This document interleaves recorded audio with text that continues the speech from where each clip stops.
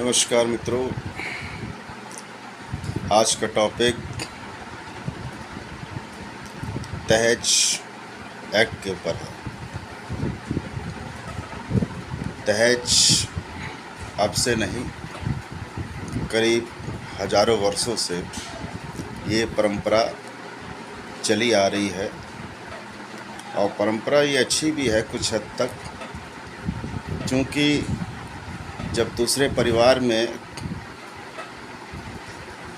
एक घर से लड़की दूसरे घर में लड़की जाती है तो लड़की का जो पहला घर होता है उसमें बहुत से गृह कार्य संबंधित कुछ सामान ऐसे होते हैं जो बहुत ही रुचिकर होते हैं और जिनको चलाने की विद्या लड़कियों में अच्छे से आती है।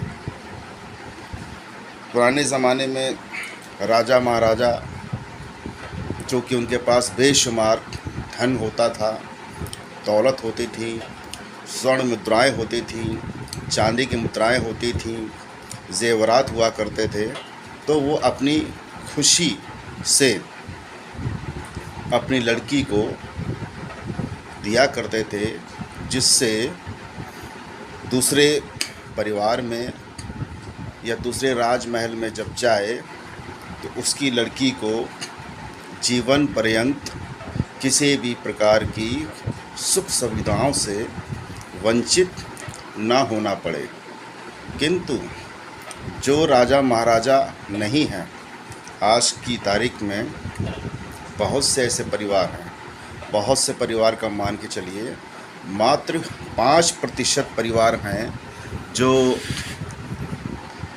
पैसों के मामले में कुछ हद तक ठीक ठाक हैं और अपनी बेटी को बहुत ही लाड़ प्यार से पाल पोस कर बड़ा करते हैं, अच्छे संस्कार भी देते हैं और शायद कोई काम ऐसा नहीं होता है जो घरेलू कार्य से सिखाने के लिए वंचित रह जाता हो। किंतु आए दिन अक्सर हम फेसबुक पे, सोशल मीडिया पर, व्हाट्सएप पर, टीवी पर और इंटरनेट की दुनिया में हर रोज़ एक दरिंदगी देख लेते हैं जो लड़कियों के साथ होती है। जब शादी होती है तो हर लड़की के माता पिता अपनी ज़रूरत से ज़्यादा शादी में धन लगाते हैं, यहाँ तक कि उन्हें यदि उधार भी लेकर अपनी बेटी को अपने घर से विदा करना होता है तो वो उस चीज़ में कंजूसी नहीं करते हैं, चाहे उन्हें 1% का ब्याज लेना पड़े, चाहे 2% का ब्याज लेना पड़े, चाहे बैंक से ब्याज लेना पड़े या सगे संबंधियों से उधार लेना पड़े, किंतु अपनी बेटी की खुशी के लिए कोई कोर कसर बाकी नहीं रखते हैं।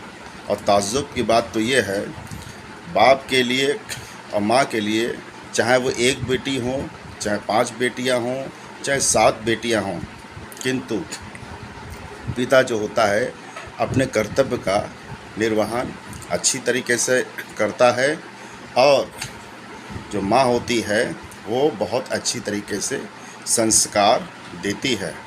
आए दिन ये घटना सुनने में आती हैं कि गिफ्ट जो दिया जाता है, धन जो दिया जाता है, स्वेच्छा से दिया जाता है, किंतु जो माँ बाप ज़रूरत से ज़्यादा गिफ्ट देने लगते हैं, ज़रूरत से ज़्यादा धन खर्च करते हैं, आने वाले समय में हमने 70% ऐसा देखा है, पाया है और हमारे पास सबूत भी है।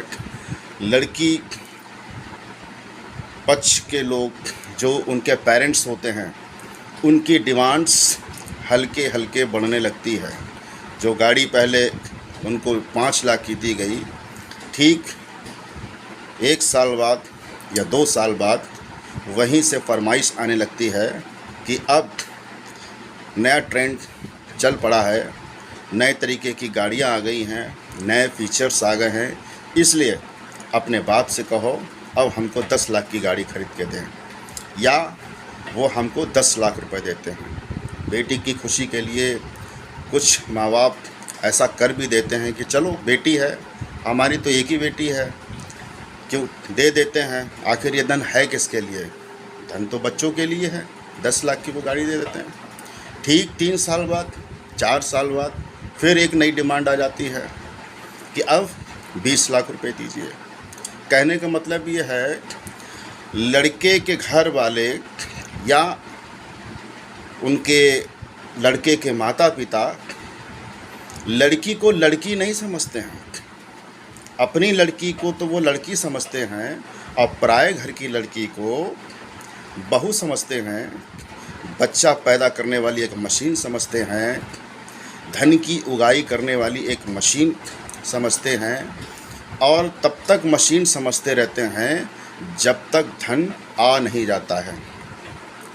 इतनी बुरी तरीके से उसका शरीर का दोहन करते हैं और जाने क्या क्या उस लड़की के साथ करते हैं, शायद हम अपने शब्दों में बयां भी नहीं कर सकते हैं। मगर समाज चूँकि कई परंपराओं से बंधा हुआ है, तो लड़की को बहुत परेशानियों का सामना करना होता है।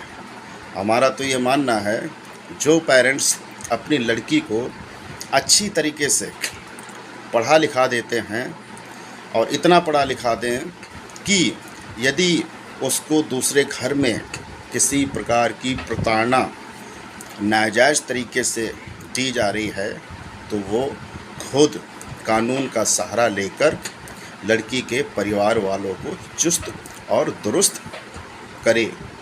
ऐसा नहीं है कि कानून नहीं बना है, मगर अक्सर हम ये देखते हैं, जनपद शाहजहाँपुर हो या प्रदेश का कोई और जनपद हो या भारत का कोई और जनपद हो, कोर्ट के अंदर जो लड़कियां पढ़ी लिखी हैं वो इस कानून का दुरुपयोग भी कर रही हैं। दहेज नहीं मांगा जाता है, दहेज का मुकदमा क्या है। घरेलू हिंसा नहीं होती है, लड़की वाले लोग घरेलू हिंसा का मुकदमा कायम करा देते हैं। तो इन चीज़ों को बहुत ही बारीकी से देखना होगा, समझना होगा, सत्य को स्वीकार करना होगा। यदि वास्तव में लड़की पक्ष को किसी प्रकार से परेशान किया जाता है या लड़की परेशान होती है, तब उस स्थिति और परिस्थिति में वो लड़की कोर्ट की शरण में जाती है, तब तो ठीक है। अन्यथा की दृष्टि में जाती है तो ये मानव समाज में ये बहुत बड़ी विकृति है। इसके लिए हम सीधे सीधे लड़की के माता पिता को ही दोषी समझना चाहेंगे। लड़की के माता पिता को समझाना चाहिए, यदि तुम्हारा रिश्ता तुम्हारे पति के साथ अच्छी तरीके से नहीं निभ पा रहा है, नहीं बन पा रहा है, तो आप उससे स्वेच्छा से डाइवोर्स ले लीजिए, और जिससे आपका जीवन अच्छी तरीके से चल सकता है, गुजर सकता है, आप उससे विवाह कर लें। यदि विवाह करके कोई साधन नहीं है, लिव इन रिलेशनशिप में रहकर गुजारा जा सकता है, तो वैसे गुजार लीजिए। किंतु नाजायज़ तरीके से किसी लड़के के परिवार को या लड़के को प्रताड़ित ना करें। किंतु ऐसा बहुत कम देखने में आता है कि लड़कियां लड़कों को किसी प्रकार से परेशान करती हूँ। मान के चलिए, आप गिने चुने केसों में देखा जा सकता है, गिनतियाँ उसकी की जा सकती हैं, किंतु लड़के वाले ज़रूरत से ज़्यादा धन उगाही के चक्कर में लड़की के परिवार वालों को बहुत टार्चर करते हैं। यहाँ तक कि इस मोड़ पर लाकर खड़ा कर देते हैं कि लड़की को या तो जहर खाना पड़ता है या फांसी का फंदा लगाना पड़ता है, या ऐसे मोड़ पर ला के रख देते हैं कि उसके चरित्र का हनन होने लगता है और वो किसी दूसरे स्रोतों के माध्यम से सुसाइड कर लेती है। कहीं कहीं तो हमने ऐसा भी देखा है कि लड़कियों को 6-6 मंजिल से धक्का दे देते हैं, ऐसा बहाना बना देते हैं कि इट्स एन एक्सीडेंट। और खूबी तो ये देखिए, जिसका वो एक्सीडेंट करते हैं, पैसों के चक्कर में उसका 1 करोड़ का इंश्योरेंस भी करा देते हैं, और नॉमिनी में समझ सकते हैं किसका नाम हो सकता है। ये अच्छा नहीं है।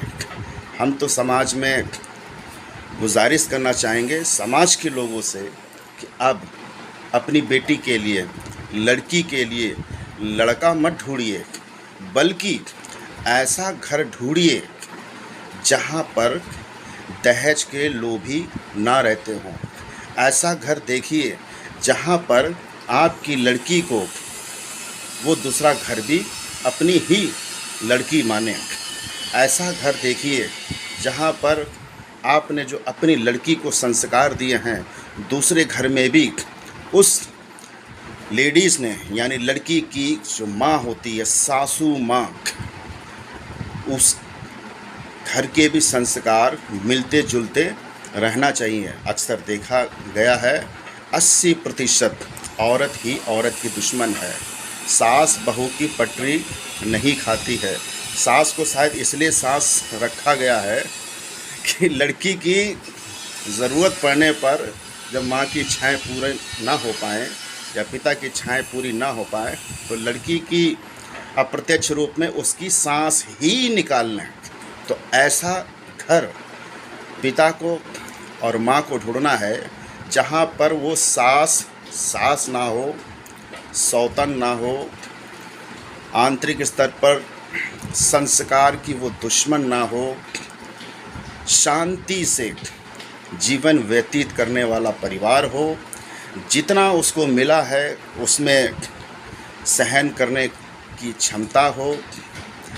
ऐसा परिवार यदि आप ढूंढते हैं अपनी लड़की के लिए, तो निश्चित तौर पर मान के चलिए समाज में एक अच्छा संदेश जाएगा।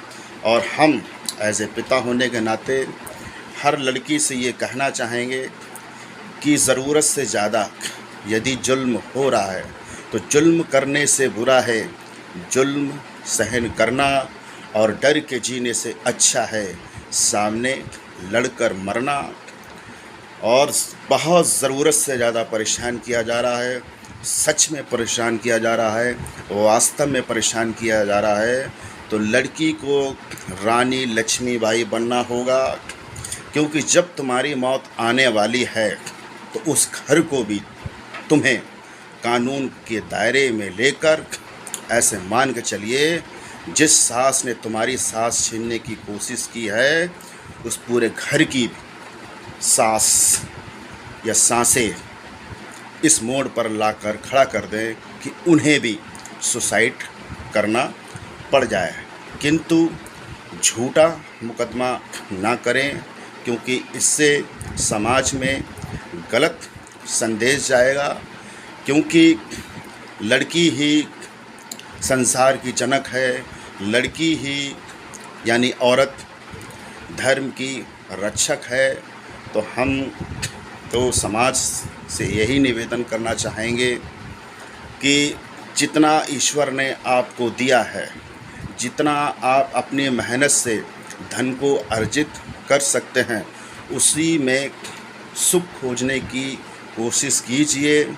यदि आप बैठे बिठाए धन को अर्जित करने का प्रयास कर रहे हैं, तो ऐसे मान के चलिए आप जीवन में कभी भी खुश नहीं रह सकते। अब मैं लड़कों से भी ये अपील करना चाहूँगा कि वो जहाँ भी शादी करें, वो भी लड़की के चरित्र के बारे में पता करें, लड़की के माता पिता के चरित्र, व्यवहार यानी बिहेवियर के बारे में पता करें। सिर्फ लड़की की सुंदरता पे ना जाएं, सिर्फ लड़की के माता पिता या लड़की की एजुकेशन पर ना जाएं, क्योंकि जीवन जीने के लिए, सरल जीवन जीने के लिए पैसा का होना ज़रूरी है, किंतु संस्कार का भी होना बहुत ज़रूरी है। क्योंकि लड़की जब अपना घर छोड़कर आती है और दूसरे घर जाती है तो जीवन भर के लिए वो घर छोड़कर आती है।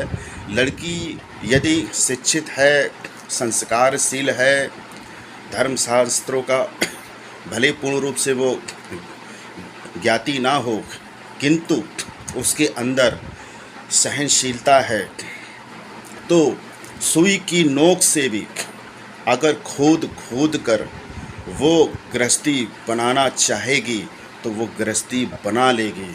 और औरत सुई से खोद कर हर रोज़ अपने पति के पैसे बर्बाद कर रही है, अपने सास ससुर के पैसे बर्बाद कर रही है, तो ऐसे मान के चलिए वो औरत नहीं, हम उसको चांडाल की उपाधि कह सकते हैं। इसलिए दोस्तों और मित्रों, जितने लोग भी हमारी इस वीडियो को देख रहे हों, इसको अन्यथा न लेते हुए मनन कीजिए कि हमें अपनी बेटी यानी बेटियों की शादी कहाँ करनी चाहिए, और लड़कों को भी मनन करना होगा कि हम जहाँ शादी कर रहे हैं कहाँ करनी चाहिए। यदि ज़रूरत से ज़्यादा सताया जा रहा है, दबाया जा रहा है, तो वो बेटियां अपने माँ बाप के घर पर वापस आ जाएं, किंतु